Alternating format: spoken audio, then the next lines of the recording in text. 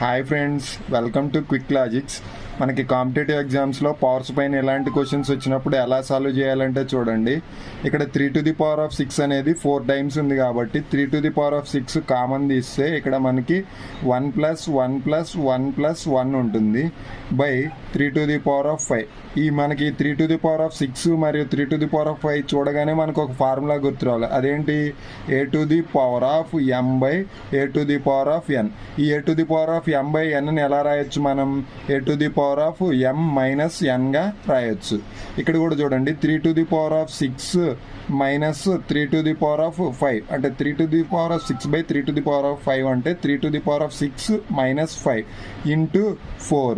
3⁶ minus 5 అంటే ఎంత friends? 3⁴1. 3⁴1 అంటే వాల్యూ 3 అవుతుంది.